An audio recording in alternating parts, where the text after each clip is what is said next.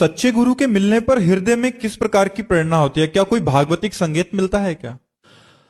पहली बात तो यह है कि सच्चे और कच्चे ये हमारी सामर्थ्य तो है नहीं कि पहचाना जा सके, लेकिन जिनकी बात सुनकर हमारा हृदय शीतल हो जाए, जिनके दर्शन करने से हमारा मन प्रसन्न हो जाए और ऐसा लगे कि मैं देख तो पहली बार रहा हूं, लेकिन ऐसा लगता है मैं इनसे बहुत बार मिला हूं, और जिनके समीप से हटने का मन न हो, और जिनके दर्शन और संभाषण से गलत आदतें छूटने लगे और भगवत मार्ग पुष्ट होने लगे, उन गुरुदेव भगवान के वचनों का आश्रय लेकर, चरणों का आश्रय लेकर परमार्थ में चल देना चाहिए।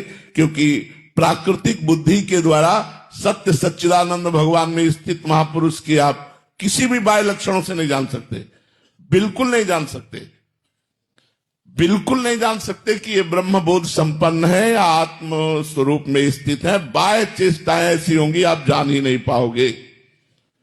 जैसे मां अपने बालक का सुंदर श्रृंगार करके काजर का टीका लगा देती है, ऐसे भगवान अपने जनों को सिद्ध करके कोई न कोई एक दो बिंदु ऐसे छोड़ देते जिससे संसारी आदमी उसी में उलझा रहता है कि अगर ऐसा तो फिर ऐसा क्यों, अगर ऐसा तो ऐसा, वो क्यों में उलझा रहता है। और जो श्रद्धावान होते वो लाभ लेकर निकल जाते, इसके बाद शरीर पूरा हुआ तब जीवनी पढ़ के कहते वो तो महापुरुष थे।